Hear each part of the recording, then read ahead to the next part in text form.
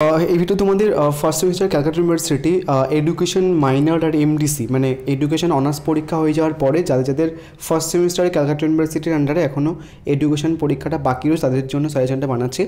And already আমি একটা video post করে দিয়েছিলাম অনার্সদের পরীক্ষা হয়ে যাওয়ার পরে, তোমরা স্ক্রিনে দেখতে পাচ্ছ। ওই ভিডিওটা আমি তোমাদের দেখিয়ে দিয়েছিলাম যে অনার্সদের কোশ্চেন্স 100% কেমন এসেছিলো, 2 মার্কসের কোশ্চেন্স, 5 মার্কসের কোশ্চেন আর 10 মার্কসের কোশ্চেন্স।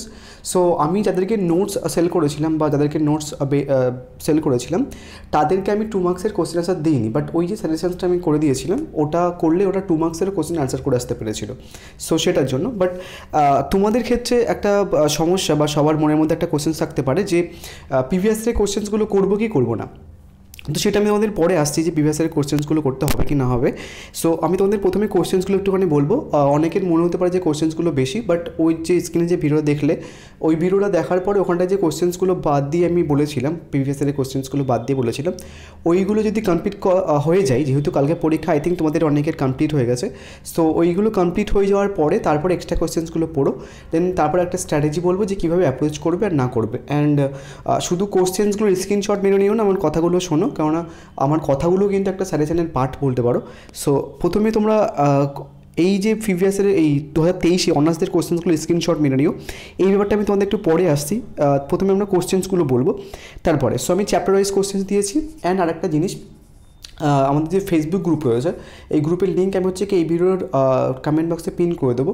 সেখানটায় তোমরা হচ্ছে কি যে কতগুলো কোশ্চেন্স পাবে, মানে এখানটায় ভিডিওতে যে কোশ্চেন্সগুলো বলছি সেই কোশ্চেন্সগুলো হয়তো ওই পিডিএফটার মধ্যে বা ওই ছবিটার মধ্যে থাকবে, তোমরা ওখানটায় পোস্ট করে দেবো, আমি স্ক্রিনশট তুলে কোশ্চেন্সগুলো ওখানটায় পোস্ট করে দেবো।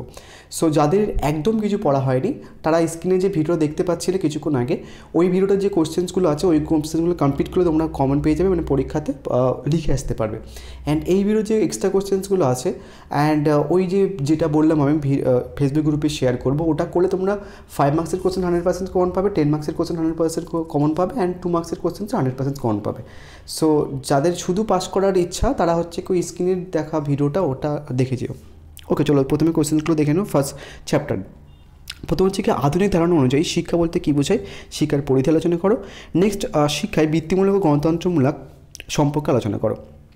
শিক্ষার ব্যক্তিতান্ত্রিক ও সমাজতান্ত্রিক লক্ষ্যগুলি সম্পর্কে আলোচনা করো, এর মধ্যে কোনটি বেশি গ্রহণযোগ্য। অ্যান্ড আমি কিন্তু একটা স্ট্র্যাটেজি বলবো যে কোন কোশ্চেন্সগুলো আগে পড়তে হবে, কোন কোশ্চেন্সগুলো বাদ দিলেও চলবে, অ্যান্ড কীভাবে অ্যাপ্রোচ করবে। এটা হাফ পড়লেও নর্মালি তোমরা পাস করে যাবে, সেটা একটুখানি বলবো। বস্তুবাদ বলতে কী বোঝো, বস্তুবাদের মূল বৈশিষ্ট্য বা বিষয় বা বৈশিষ্ট্য উল্লেখ করো। শিক্ষায় বাস্তবাদের প্রভাব আলোচনা করো। শিক্ষার লক্ষ্য সম্পর্কে ডিলার্স কমিশনের অভিমত গুরুত্ব আলোচনা করো। নেক্সট, বৌদ্ধ দর্শনের বৈশিষ্ট্য বা মূলনীতি সম্পর্কে লেখো। আধুনিক শিক্ষার পাঠ্যক্রমে বৌদ্ধ দর্শনের প্রভাব লেখো। আমি প্রথম অধ্যায় থেকে একটু বেশি কোশ্চেন দিয়েছি, কারণ তোমরা কিন্তু কেউ 2 মার্কসের কোশ্চেন্সে ফোকাস করছো না। তো আমি যে কোশ্চেন্সগুলো দিয়েছি প্রথম চ্যাপ্টার থেকে একটু বেশি কোশ্চেন্স, ওইগুলো তোমরা হচ্ছে কি যে 2 মার্কসের পার্সপেক্টিভে পড়ো বা অথবা 5 মার্কসের পার্সপেক্টিভে পড়ো, তাহলে তোমাদের কোনো অসুবিধা হবে না। সো এই যে কোশ্চেন প্রথম চ্যাপ্টারের কোশ্চেন্সগুলো 2 মার্কস, 5 মার্কস অ্যান্ড হচ্ছে কি 10 মার্কস মিলিয়ে দিয়েছি, ওটার জন্য একটুখানি বেশি কোশ্চেন্স হয়ে গেছে।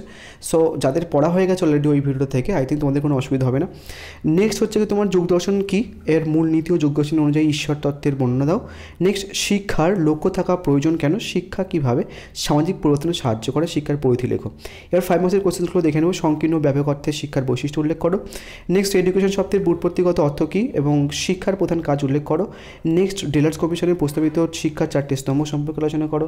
নেক্সট, ডিলার্স কমিশন অনুযায়ী একত্রে বসবাসের জন্য শিক্ষার ধারণা। ভাববাদ কী, ভাববাদের প্রভাব অথবাটাও দেখে নিও। নেক্সট হচ্ছে কি শিক্ষার প্রাসঙ্গিক সংখ্যা দর্শনের নীতি ব্যাখ্যা করো।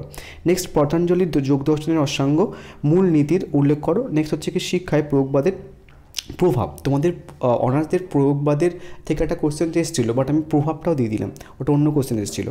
নেক্সট, প্রকৃতবাদ কী, শিক্ষার লক্ষ্য ও পাঠ্যক্রমে প্রকৃতবাদের প্রভাব লেখো। শিক্ষা পদ্ধতিকে প্রকৃতবাদ কীভাবে প্রভাবিত করে, দর্শনশাস্ত্র হিসেবে প্রকৃতবাদের মূল নীতিগুলো বিশ্লেষণ করো। নেক্সট হচ্ছে কি দ্বিতীয় চ্যাপ্টার, পাঠ্যক্রমের আধুনিক ধারণা লেখো। বিভিন্ন ধরনের পাঠ্যক্রমে সংক্ষিপ্ত আলোচনা করো। কোশ্চেনটা আরেকভাবে দেয় যে একটি আদর্শ পাঠ্যক্রমের গঠনের মূল নীতি বা বৈশিষ্ট্য সংক্ষেপে আলোচনা করো।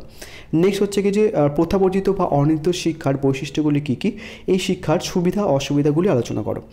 নেক্সট হচ্ছে কি তোমার সহপাঠক্রমিক কার্যাবলী কী, এর প্রকারভেদ এবং তাৎপর্য আর গুরুত্ব পড়ে নেবে তোমরা। এবার হচ্ছে কি 5 মার্কসের তোমার দেখবে যে আমি প্রথম চ্যাপ্টার থেকে বা প্রথম অধ্যায় থেকে একটু বেশি কোশ্চেন্স দিয়েছি, যেহেতু তোমাদের হচ্ছে কি যে 2 মার্কসের কোশ্চেন্সগুলো প্রথম চ্যাপ্টার থেকে একটু বেশি দেয়, বাদবাকি যে 2 মার্কসের কোশ্চেন্সগুলো দেয় দ্বিতীয় আর তৃতীয় চ্যাপ্টার থেকে, ওখান থেকে তোমরা ব্রড কোশ্চেন্সগুলো মানে 5 and 10 মার্কসেরগুলো কোশ্চেন্সগুলো করে গেলে হয়ে যাবে। বাট প্রথম চ্যাপ্টার থেকে কিন্তু 2 মার্কসের কোশ্চেন একটু টাফ দেয়, ওটার জন্য আমি 2 মার্কসের কোশ্চেন্সের মাথায় রেখে একটু বেশি কোশ্চেন্স দিয়েছি। দ্বিতীয় চ্যাপ্টার থেকে প্রথম 5 মার্কসের কোশ্চেন শিক্ষার প্রধান উপাদানগুলি লেখো।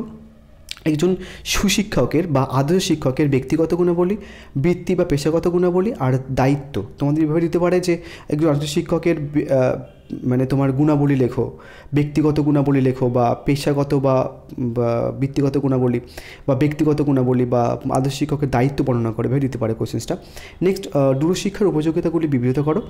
নেক্সট তৃতীয় চ্যাপ্টার থেকে অ্যান্ড যে পিডিএফটা আমি বা যে পিডিএফের স্ক্রিনশটগুলো আমি ফেসবুকে শেয়ার করব, তোমরা কিন্তু শুধু ওটা দেখবে না, তোমরা চ্যাপ্টার ওয়াইজ কোশ্চেন্স দেখবে, তারপর হচ্ছে ওখানে দেখবে ওখানে হয়তো তোমাদের এইখানটার এই কোশ্চেন্সগুলোই রয়েছে। অ্যান্ড নর্মালি যারা গ্রুপে রয়েছে জানো যে ওখানটায় মানে কোন কোশ্চেন্সগুলো আমি অ্যাকচুয়ালি ফেসবুক গ্রুপে শেয়ার করবো, যারা গ্রুপে রয়েছে জানো, আমি জাস্ট বলতে পারছি না যে ওইগুলো কোন জায়গা থেকে আমি দিয়েছি। আই থিঙ্ক তোমাদের ওভারঅল এটা করলে 100% কম পেয়ে যাবে। অ্যান্ড যাদের শুধু পাস করার ইচ্ছা বা কিছু তাদের মোটামুটি সো তারা ওই প্রথমে যে স্ক্রিনে ভিডিও দেখালাম আমি ওটা দেখেছিও। অ্যান্ড যারা 100% কম পাওয়ার ইচ্ছা তারা ওভারঅল যে কথাগুলো আমি বলি সেটা ভালোভাবে শুনে নাও। প্রথম চ্যাপ্টার এই প্রথম কোশ্চেন হচ্ছে কি শিশুকেন্দ্রিক শিক্ষা বলতে কী বোঝো, এই শিক্ষার প্রধান বৈশিষ্ট্য উল্লেখ করো। নেক্সট খেলাভিত্তিক শিক্ষার ধারণাটি ব্যক্ত করো, খেলা ভিত্তিক ও কিন্ডারগার্টেন শিক্ষার ব্যবস্থার বৈশিষ্ট্য। নেক্সট মন্তেশ্বরী শিক্ষা পদ্ধতির বৈশিষ্ট্য, কিন্ডারগার্টেন ও মন্তেশ্বরী শিক্ষার পার্থক্য। নেক্সট প্রকল্প বা প্রজেক্ট পদ্ধতি কী, এই পদ্ধতির গুরুত্ব বৈশিষ্ট্য লেখো। এর 5 মার্কসের কোশ্চেন্স, খেলা ও কাজের মধ্যে পার্থক্য। নেক্সট শিশুকেন্দ্রিক ও জীবনকেন্দ্রিক শিক্ষার পার্থক্য। নেক্সট প্রকল্পের বৈশিষ্ট্য আলোচনা করো। নেক্সট কিন্ডারগার্টেন বিশ্ববিদ্যালয়ের বৈশিষ্ট্য। একটা কথা, কিন্ডারগার্টেন শিক্ষার বৈশিষ্ট্য আর কিন্ডারগার্টেন বিশ্ববিদ্যালয়ের এই বিদ্যালয়ের বৈশিষ্ট্য কিন্তু একটু আলাদা। জীবনকেন্দ্রিক ও শিশুকেন্দ্রিক শিক্ষার বৈশিষ্ট্য এটা আই থিঙ্ক অলরেডি দিয়ে দিয়েছি আমি। তো 5 মার্কসের 4টে অ্যান্ড হচ্ছে কি 10 মার্কসের 4টা কোশ্চেন্স দিয়েছি তৃতীয় চ্যাপ্টার থেকে। অ্যান্ড তারপর দ্বিতীয় চ্যাপ্টার থেকে আমি তোমাদের 5 মার্কস 3টে কোশ্চেন্স অ্যান্ড 10 মার্কসের 3টে কোশ্চেন্স দিয়েছি। তোমরা খেয়াল করে দেখবে যে আমি দ্বিতীয় আর তৃতীয় চ্যাপ্টার থেকে বেশি কোশ্চেন্স রাখিনি, শুধু প্রথম চ্যাপ্টার থেকে একটু বেশি কোশ্চেন্স রেখেছি, কেননা তোমাদের 2 মার্কসের কোশ্চেন্স তোমরা কেউ ঠিকঠাকভাবে দেখোনি। এবার প্রশ্ন হচ্ছে কি যে 2023-এ যারা অনার্সের যে পরীক্ষা দিয়েছিল তাদের কোশ্চেন্সগুলো করতে হবে কেন। দেখো অ্যান্ড কোশ্চেন প্যাটার্ন যারা এখনও দেখো একটুখানি দেখে নিই, আমি কোশ্চেন প্যাটার্নটা ওই যে স্ক্রিনে দেখা ভিডিওতে আমি দিয়ে দিয়েছিলাম, সেটার জন্য আমি বলিনি। সো এই যে ক্যালকাটা ইউনিভার্সিটিতে এডুকেশনের কোশ্চেন্সের অভাব নেই, ফার্স্ট কথা। কেননা তোমাদের ওদের কাছে মানে এডুকেশনের জন্য প্রচুর কোশ্চেন্স তো খুব একটা রিপিট করে না, বাট 2-1টা কোশ্চেন্স হয়তো রিপিট করতে পারে। তোমরা এখান থেকে এই যে 10 মার্কসের বা 5 মার্কসের কোশ্চেন্স অনার্সদের চলে এসেছে, ওটা হচ্ছে কি যে পরে করবে। এই ভিডিওর যে কোশ্চেন্সগুলো আমি দিয়েছি সেই কোশ্চেন্সগুলো কমপ্লিট হয়ে যাওয়ার পরে তারপরে হচ্ছে কি এটা করবে, ছেড়ে যাবে না, ঠিক আছে। মানে আমি কিন্তু বলছি না যে এই কোশ্চেন্সগুলো একেবারে ছেড়ে যাবে, কেন 2-1টা কোশ্চেন্স রিপিট হয় এখান থেকে। এবার কোন কোশ্চেন্সটা রিপিট হবে সেটা একটুখানি চাপের ব্যাপার। 5 মার্কসের কোশ্চেন্স রিপিট না হলেও কিন্তু 10 মার্কসের কোশ্চেন্স রিপিট হয়, যেমন মন্তেশ্বর শিক্ষা ব্যবস্থার বৈশিষ্ট্য, এটা কিন্তু আমি তোমাদের রেখেছি। এই যে শিক্ষার উপর বংশগতি ও পরিবেশের প্রভাব, এটাও কিন্তু ইম্পর্টেন্ট প্রশ্ন।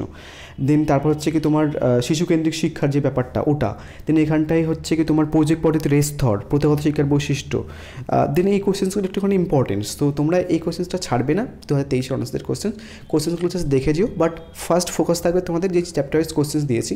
অ্যান্ড এটা কমপ্লিট হয়ে যাওয়ার পরে বা কমপ্লিট না হলেও তোমরা হচ্ছে কি ফেসবুক গ্রুপে যাবে, ফেসবুক গ্রুপে যে পিডিএফের স্ক্রিনশট আমি শেয়ার করবো, ওইগুলো যদি কমপ্লিট করে তাহলেও কিন্তু হয়ে যাবে। অ্যান্ড এখানটা যে অর্ধভিত্তিক কোশ্চেন্স সেগুলো যদি কমপ্লিট করে যাও, মানে 3টে জিনিস দিলাম আমি তোমাদের। একটা হচ্ছে কি প্রথম ভিডিওর যে কোশ্চেন্সগুলো যারা একদম নর্মাল পাস করতে চাইছো, স্ক্রিনে ভিডিওটার লিঙ্ক দেখতে পাচ্ছ বা ভিডিওটা দেখতে পাচ্ছ, ওটার যে কোশ্চেন্সগুলো রয়েছে উইথ 2023 অনার্সদের কোশ্চেন্স, ওটা কমপ্লিট করবে, তাহলে তুমি পরীক্ষাতে যতগুলো কোশ্চেন্স আসবে লিখে আসতে পারবে। সেকেন্ড হচ্ছে তুমি যদি 100% কমন পেতে চাও তাহলে হচ্ছে কি এই ভিডিওর যে কোশ্চেন্সগুলো আমি দিয়েছি সেইগুলো সবগুলো কমপ্লিট করবে। আদারওয়াইজ তোমরা ফেসবুক গ্রুপে যে কোশ্চেন্সগুলো আমি শেয়ার করবো সেই কোশ্চেন্সগুলো কমপ্লিট করবে। তো 3টে দিলাম, 3টে যে কোনো একটা ফলো করলেই তুমি কিন্তু পরীক্ষাতে লিখে আসতে পারবে সবকটা কোশ্চেন যতগুলো লিখতে হয় পরীক্ষাতে। So thank you.